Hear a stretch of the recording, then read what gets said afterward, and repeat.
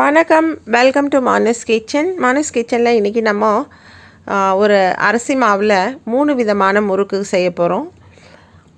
இதில் பார்த்திங்கன்னா ரிங்கு முறுக்கு செஞ்சுருக்கோம், அதுக்கப்புறம் முள்ளு முறுக்கு, அதுக்கப்புறம் பட்டர் முறுக்கு செஞ்சுருக்கோம். அதாவது மாவு பார்த்திங்கன்னா ஒரே அரிசி மாவு தான், ஆனால் அதில் நம்ம சேர்க்கக்கூடியது பார்த்திங்கன்னா பல பொருட்கள் சேர்த்து செய்கிறோம். ஸோ தீபாவளி வர டைமில் நம்ம இந்த மாதிரி ஸ்நாக்கை நீங்கள் பண்ணி கொடுக்கலாம். இல்லை நீங்கள் ஈவினிங் டைமில் ஸ்நாக் வேணாலும் நீங்கள் இந்த முறையில் முறுக்கு செய்யும்போது ரொம்ப ஈஸியாகவே இருக்கும். ஸோ இதில் நிறைய டிப்ஸுகளும் நம்ம கொடுத்துருக்கோம். அதாவது செய்ய தெரியாதவங்களுக்கு, ஸோ யூஸ்வலி முறுக்கு பண்ணுறவங்களுக்கு எல்லா டிப்ஸுமே தெரிய வரும். தெரியாதவங்களுக்கு நீங்கள் இதை பார்த்து கற்றுக்கலாம். கண்டிப்பாக ட்ரை பண்ணுங்கள்.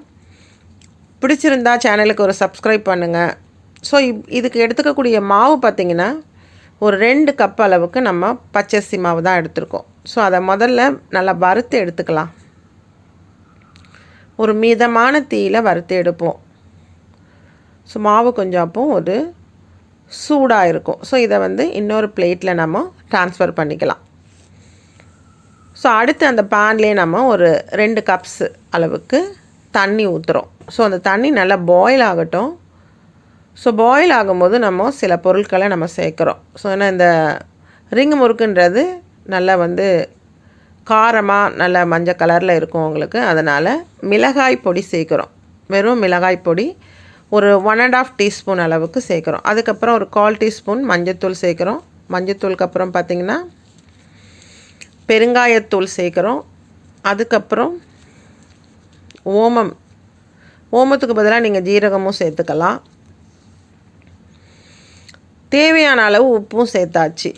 ஸோ இந்த முறுக்குக்கு தேவையான எள்ளுமே ஒரு டேபிள் ஸ்பூன் அளவுக்கு சேர்த்துருக்கோம். ஸோ இந்த இடத்துல முறுக்கு நல்லா சாஃப்டாக இருக்கணும் அப்படின்றதுக்காக நம்ம butter or ghee or oil anything ஏதாவது ஒன்று நீங்கள் சேர்த்துக்கலாம். ஸோ நான் இன்றைக்கி கீ சேர்த்துருக்கேன் ஒரு டேபிள் ஸ்பூன் அளவுக்கு. கொஞ்சம் கூட எண்ணெயுமே சேர்த்துருக்கேன். நீங்கள் வெறும் எண்ணெய் போதும், கீ வேண்டாம், பட்டர் வேண்டான்றவங்க எண்ணெயுமே நல்லா காய்ச்சி ஊற்றிக்கலாம். அவ்வளவுதாங்க.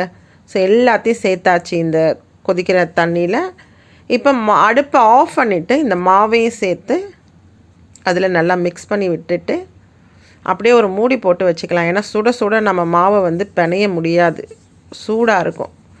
ஸோ ஒரு 10 நிமிஷம் கழித்து இப்போ மூடியை எடுத்துட்டு கொஞ்சம் ஒரு கிண்ணத்தில் தண்ணி வச்சு இந்த தண்ணி கையில் தொட்டுட்டு அதுக்கப்புறம் மாவை நல்லா பிசையும் போது உங்களுக்கு சூடு அந்தளவுக்கு தெரியாது. தண்ணி சேர்க்க வேண்டாம், கை சூடாக இருக்குன்றதால நம்ம கிண்ணத்தில் தண்ணியை தொட்டு பிசைய சொல்லியிருக்கேன்.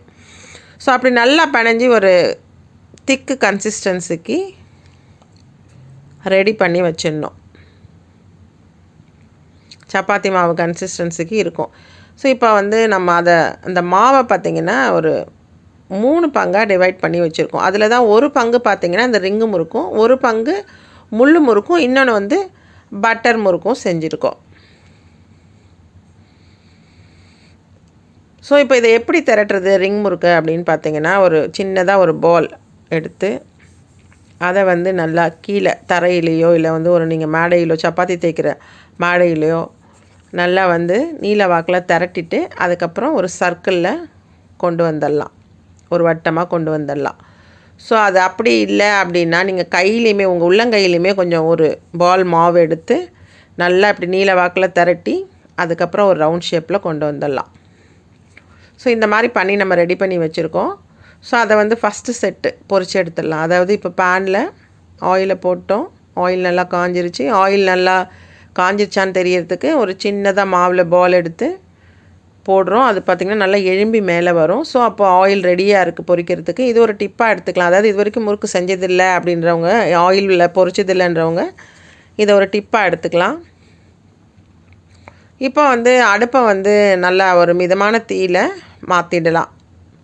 மாற்றிட்டு இப்போது திரட்டி வச்ச இந்த ரிங்கு முறுக்கை எடுத்து ஆயிலில் போட்டு பொரிச்சு எடுத்துடலாம். ஸோ மிதமான தீ வைக்கும்போது உள்ளே நல்லா வெந்துட்டு மேலேயும் நல்லா மொறுன்னு இருக்கும். ஸோ இந்த முறுக்கோட ஸ்பெஷலே பார்த்திங்கன்னா பல்லில் கடிப்படுறதுக்கு நல்லா மொறு நல்லா ஸ்கிரிப்ஸியாக இருக்கும். ஸோ இந்த ரிங்கு முறுக்கு எல்லாமே நம்ம பொரிச்சு எடுத்துட்டோம். அடுத்து என்ன பண்ண போகிறோன்னா நம்ம முள்ளு முறுக்கு. ஸோ இப்போ ரொம்ப நேரம் வந்து இந்த மாதிரி திரட்ட முடியல, கை வலிக்குது அப்படின்றவங்களுக்கு இன்னொரு டிப்பும் நம்ம கொடுத்துருக்கோம். அதாவது அச்சு எடுத்துக்கலாம். அச்சில் வந்து இந்த முள் ஷேப்பில் இருக்க அந்த ரவுண்ட் ஷேப்பில் இருக்கக்கூடிய முள் ஷேப்பில் இருக்கக்கூடிய அச்சை எடுத்துகிட்டு பாலை வந்து அதாவது இந்த மாவு இன்னொரு பங்கை எடுத்து அச்சில் போட்டு, நான் இன்றைக்கி வந்து இந்த ஒன் ஹேண்டில் யூஸ் பண்ணுற ஷூட் பண்ணுற அந்த அச்சு தான் வச்சுருக்கோம். அதில் போட்டு நம்ம அப்படியே பிழிஞ்சு எடுத்துக்கலாம். இந்த மாதிரி ஒரு டிஷ்யூ பேப்பர் போட்டு அதில் சின்ன சின்னதாக பிழிஞ்சு எடுத்துகிட்டு அதுக்கப்புறம் ரெடி பண்ணி நான் ஒரு 2 செட்டு போட்டிருக்கேன். இதே நார்மல் கன்சிஸ்டன்சி தான். உங்களுக்கு ஆயில் வந்து சூடானதோடனே மிதமான தீயில் நம்ம இந்த முள்ளு முறுக்கையும் போட்டு நல்லா எண்ணெயை வடிகட்டிட்டு எடுத்து வச்சுக்கிறோம். ஸோ அடுத்து பார்த்திங்கன்னா இதிலே வந்து நம்ம இந்த பட்டர் முறுக்கும் பண்ணியிருக்கோம். ஸோ பசங்களுக்கு ஏன்னா அந்த மாதிரி விதவிதமாக கொடுக்கும்போது விரும்பி சாப்பிடுவாங்க. ஸ்நாக்ஸ் சாப்பிடாத குழந்தைங்களுமே ரொம்ப விரும்பி சாப்பிடுவாங்க. ஸோ அவங்க குழந்தைங்களுக்காக தான் இந்த மாதிரி நம்ம ஒரே மாவில் 3 விதமாக பண்ணி கொடுத்துருக்கோம். ஒரு ரிங் முறுக்கா கையில் மாட்டிக்கிட்டு சாப்பிட்லாம், அப்படி பட்டர் முறுக்கா நீட்டாக இருக்க எடுத்து கடிச்சு சாப்பிட்லாம், அப்படி இன்ட்ரெஸ்ட்டோடு சாப்பிடுவாங்க.